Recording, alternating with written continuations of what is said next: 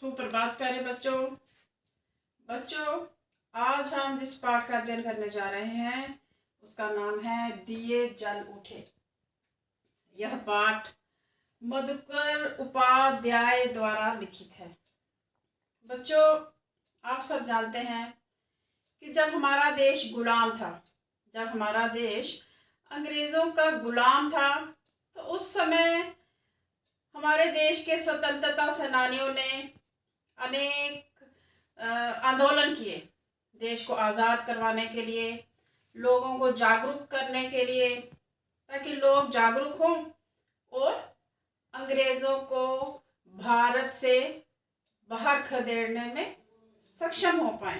आंदोलनों में से एक आंदोलन था दांडी मार्च। बच्चों, आप जानते हैं कि आप सोशल साइंस में भी ये पढ़ेंगे कि क्या हुआ था कि नमक एक ऐसी चीज है जिसे गरीब से गरीब व्यक्ति जो है उसे भी इस्तेमाल करना होता है। आम इंसान के पहुंच में होने चाहिए वो चीज, क्योंकि ये तो नेसेसिटी है ना, ये तो हमारी जिंदगी की जरूरत है। गरीब से गरीब इंसान भी जो है सब्जी में नमक, जो है खाने में नमक का प्रयोग करता है। अब नमक पे ही अंग्रेजी सरकार ने एक कानून बना दिया कि वो नमक जो है वो सिर्फ वही तैयार करेंगे। नमक तो मुफ्त की चीज़ है, ये आप सभी जानते हैं कि समुद्र से नमक तैयार होता है और वो महंगे दामों पे बेचे जाने लगा और उस पर टैक्स लगाया जाने लगा। टैक्स अर्थात कर लगाया जाता था नमक पर।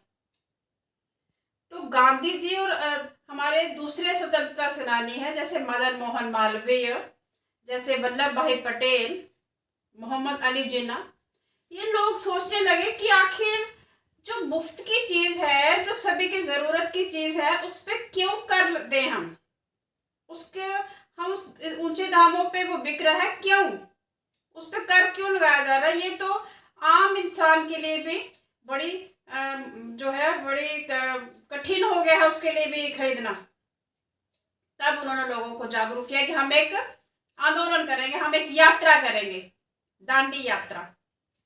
अब दांडी यात्रा तो एक पूरी यात्रा का वर्णन नहीं है इस पाठ में, लेकिन इस पाठ में उसी यात्रा से संबंधित, उसी दांडी यात्रा से, दांडी जो आंदोलन हुआ था उससे संबंधित एक छोटा सा अंश, उसका एक छोटा सा अंश प्रस्तुत किया गया है इस पाठ में।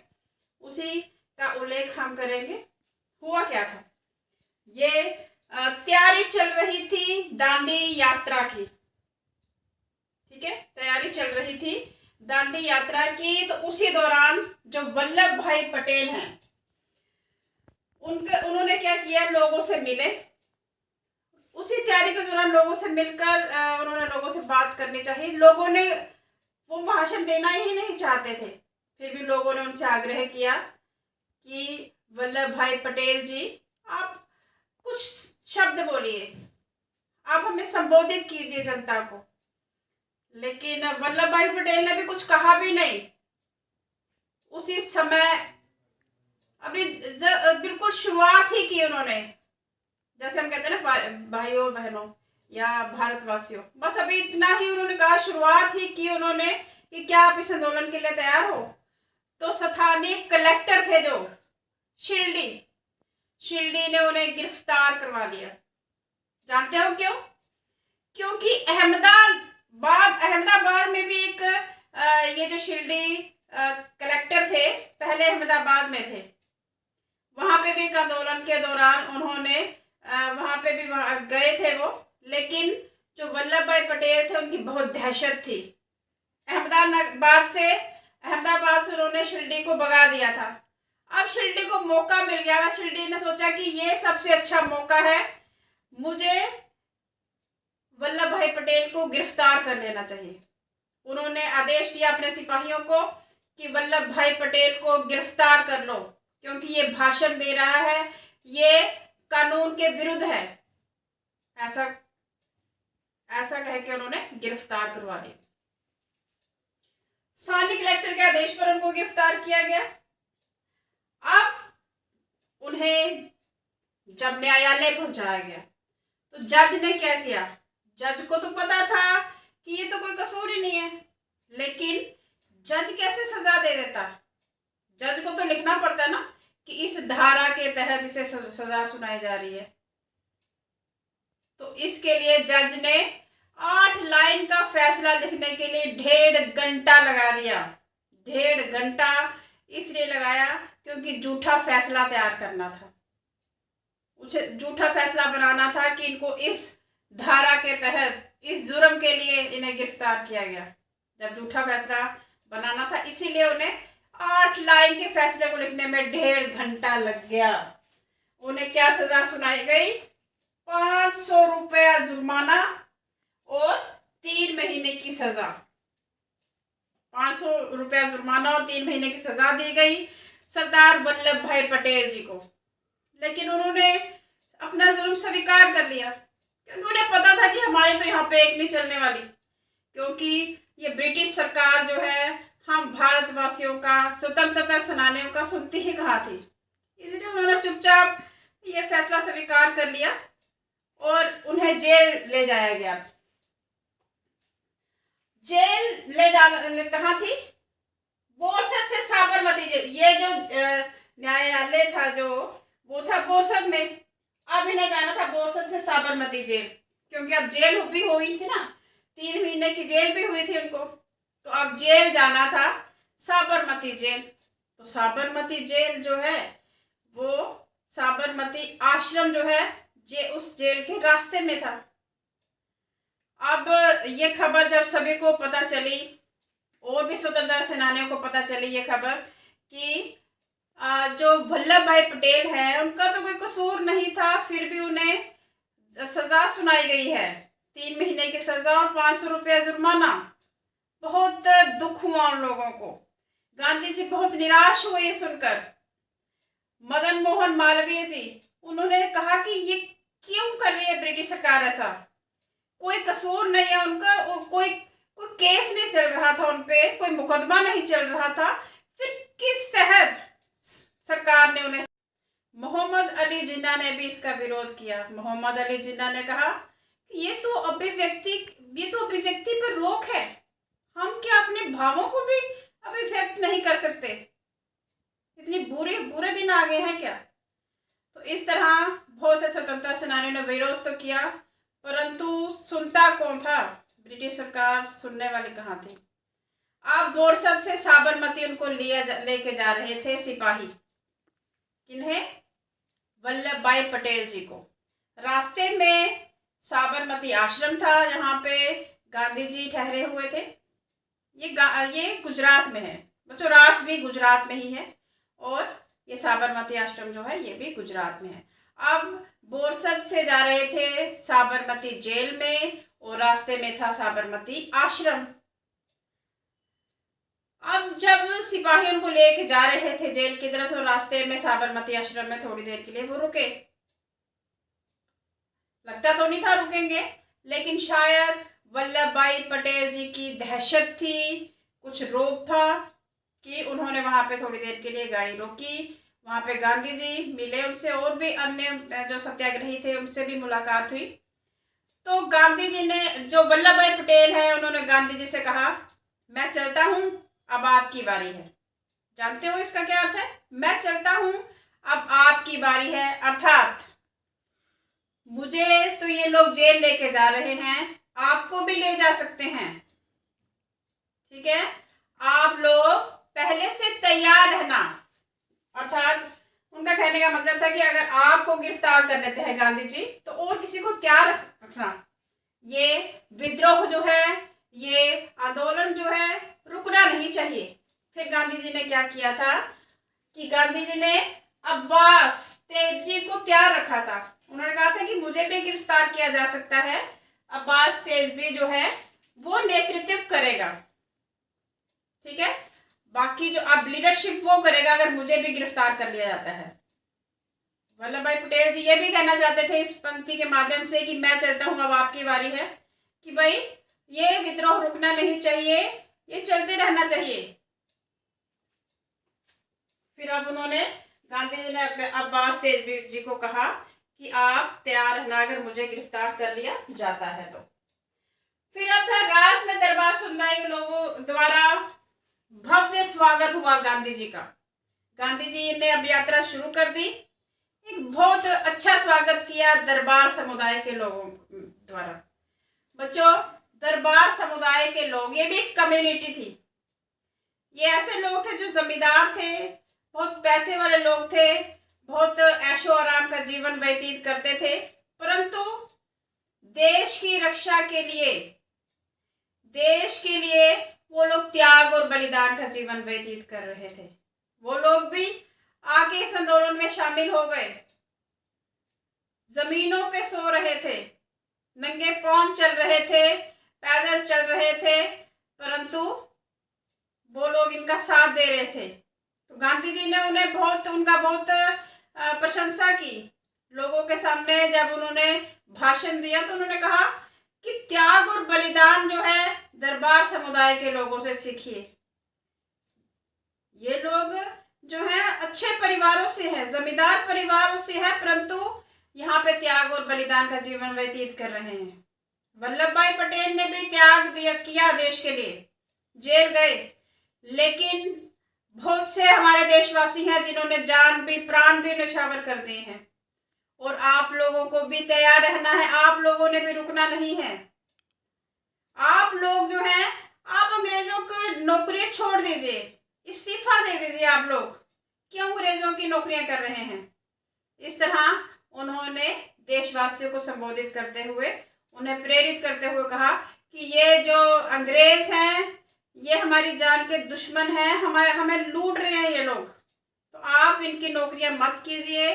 ब्रिटिश सरकार के जो भी अंडर नौकरी कर रहा है, ठीक है, क्योंकि आप जानते हैं बच्चों कि क्या होता था कि ब्रिटिश सरकार की नौकरियां लोग कर रहे थे, लेकिन अपना काम भी, लोगों के पास खेती बाड़ी का काम भी था और भी काम धंधे बहुत से थे, लेकिन उनकी नौकरियां कर रहे थे। इसलिए लोगों ने, गांधी जी ने उन्हें प्रोत्साहित किया कि आप उनकी नौकरियों को इस्तीफा दे दो, दे दीजिए। आपको भी त्याग और बलिदान करना चाहिए देश के लिए। अगर वल्लभ भाई पटेल कर सकते हैं, अगर समुदाय जो दरबार समुदाय के लोग कर सकते हैं, तो आपको भी यह त्याग और बलिदान करना चाहिए देश के लिए। अब शाम 6 बजे रात से चले आंदोलन चलना शुरू हुआ, तो शाम 6 बजे चले और 8 बजे कनकापुर पहुंचे सभी गांधी जी के साथ सत्याग्रही। 8 बजे कनकापुर पहुंचे तो वहां पे एक 105 वर्ष की वृद्ध महिला ने उनका स्वागत किया। गांधी जी के माथे पर टीका लगाया और कहा कि स्वराज लेकर ही लौटना, कि अब स्वराज लेकर ही लौटना, मतलब कि आजादी लेकर ही लौटना, कि आप अच्छे काम के लिए जा रहे हो तो अब जीत कर ही आना। अब जब रास्ता तय कर रहे थे, गांधी जी पैदल चल रहे थे। बच्चों, आप सब जानते हो कि गांधी जी बहुत ही कमजोर थे, बहुत ही, अब तो वृद्धावस्था में पहुंच गए थे ना, लेकिन पैदल यात्रा कर रहे थे। तो गांधी जी को बहुत से सत्याग्रहियों ने कहा कि आप गाड़ी में बैठ जाइए, आप बैलगाड़ी में बैठ जाइए, लेकिन गांधी जी ने इनकार कर दिया। गांधी जी ने कहा कि यह धर्म यात्रा है और धर्म यात्रा तभी संभव होती है, तभी सफल होती है जब हम त्याग करते हैं, ठीक है। त्याग और बलिदान से ही यह इस किस्म की यात्राएं जो हैं वो सफल होती हैं। इसीलिए मैं पैदल ही चलूंगा, मैं गाड़ी पर नहीं बैठूंगा। अब पहले तो उन्होंने सोचा था कि हम रात को विश्राम करेंगे और अगले दिन नदी पार करेंगे, परंतु गांधी जी ने कहा कि हम रातों रात नदी पार करेंगे, ठीक है। अब नदी पार करनी थी, पहले तो वो पैदल चलते रहे, कीचड़ था, दलदल थी, चलना बहुत कठिन था, बड़ी मुश्किल से चल रहे थे। फिर गांधी जी ने कहा कि हम 12 बजे मही नदी को पार करेंगे, क्योंकि 12 बजे पानी का स्तर जो है वो बढ़ता जाएगा, और पानी का स्तर जब बढ़ेगा तो तब नदी पार करना आसान हो जाती है, क्योंकि जब पानी का स्तर बढ़ता है तो तब उस पर नाव चल सकती है। ठीक है, नाव तो तभी चलती है ना जब पानी हो, जब कीचड़ दलदल हो तो नाव कैसे चलने हैं। तो 12 बजे पानी का बहाव क्या होता था, तेज हो जाता था, उसका स्तर बढ़ जाता था। तो उस समय उन्होंने नदी पार करने का फैसला किया, परंतु रात को 12 बजे गुप्त अंधेरा होता है, जानते हो आप, इतना अंधेरा था कि रास्ता दिख नहीं रहा था। अब एक थे रघुनाथ काका। रघुनाथ काका ने क्या किया, नई नाव खरीदी थी, सिर्फ इन लोगों को, सत्याग्रहियों को नदी पार करवाने के लिए। वो नदी पार करवाने के लिए नई नाव लेकर आए। उनका नाम निषाद राज रखा गया। बच्चों, आप जानते हो कि निषाद राज ने रामायण में राम की सहायता की थी, राम लक्ष्मण और सीता जी को नदी पार करवाने में उनकी सहायता की थी। उसी प्रकार उनका नाम भी, रघुनाथ काका का नाम भी यहाँ पे निषाद राज की संज्ञा दे दी गई उनको, क्योंकि इन्होंने भी सत्याग्रहियों को और गांधी जी को मही नदी पार करवाने में उनकी सहायता की। अब रात को गुप्त अंधेरा था, नदी पार की उन्होंने करनी थी, दिख रहा नहीं था कुछ। तब उस समय क्या किया हुआ कि पता नहीं न जाने कहां से इतने लोग आ गए। 2-3 हजार वहां की कुछ जनसंख्या थी, लेकिन 20,000 लोग जो है पता नहीं न जाने कहां से आ गए, दिए हाथ में लिए हुए। मतलब छोटे छोटे गांवों से लोग आ गए, इकट्ठे हो गए। एक तट पे भी दिए लेकर लोग खड़े थे, दूसरे तट पर भी दिए लेकर लोग खड़े थे, ताकि सत्याग्रहियों को रास्ता दिख सके और नदी पार करने में वो लोग समर्थ हो पाए। तो इस प्रकार नदी पार करने में वो लोग समर्थ हो गए। तो वो कहते हैं कि रात का दृश्य, उस समय जब दिए जल उठे तो रात का दृश्य इतना सुंदर था, ऐसे लग रहा था मानो दिन का उजाला हो, जैसे मेला लगा हो, लग ही नहीं रहा था कि वो रात है। और सभी जो सत्याग्रही हैं वो जोर जोर के नारे लगा रहे थे, महात्मा गांधी की जय, वल्लभ भाई पटेल की जय। और इस तरह से ये गा रहे थे, देखो गांधी का दांडिया रास, दांडिया रास सरकार का नाश, दांडिया रास, दांडिया रास सरकार का नाश। इस तरह से वो लोग नारे लगा रहे थे और आधी रात को नदी को पार करने में समर्थ हो गए। जो अंग्रेज थे उन्होंने मही नदी के किनारे से जो नमक के भंडार थे वो हटा दिए हुए थे, क्योंकि उन्हें शक था कि शायद गांधी जी आएंगे सत्याग्रहियों के साथ और वो यहाँ पे नमक का कानून तोड़ देंगे, खुद नमक तैयार करेंगे। कुछ लोग तो जो अंग्रेज अधिकारी थे वो जानते थे कि गांधी जी जो भी करते हैं डंके की चोट पे करते हैं, लेकिन इन्होंने एक सभा में कहा था कि मैं नमक तैयार करूंगा इस जगह पर, मही नदी के किनारे। इसीलिए उन्होंने पहले से ही नमक के भंडार जो हैं वो हटा दिए थे। ठीक है, तो अब हमारा जो मुख्य हमारा विषय है दिए जल उठे, तो उसमें यही बताया गया कि अंत में यही हुआ था कि जब वो नदी पार कर रहे थे तो दोनों ओर का दृश्य जो है देखने वाला था, अति सुंदर दृश्य था, दिन के उजाले की तरह लग रहा था वो दृश्य, इतना ऐसे लग रहा था मानो मेला लग गया हो। और जब वो नारे लगा रहे थे, दांडिया रास सरकार का नाश, गांधी का दांडिया रास सरकार का नाश। तो दांडिया बच्चों जगह का नाम है, तो दांडी यात्रा इसको नाम दिया गया था। और यह दृश्य इतना सुंदर था मानो दिन का उजाला हो। और लोग जो हैं, गांधी जी ने नदी पार कर ली, तभी भी लोग वहां पे खड़े रहे, क्योंकि और भी सत्याग्रही देश के विभिन्न भागों से भी सत्याग्रही जो है वो आ रहे थे और उन्हें भी नदी पार करवानी थी। तो बच्चों, यह पाठ जो है दांडी यात्रा का एक छोटा सा अंश है। आशा है कि आपको समझ आ गया होगा।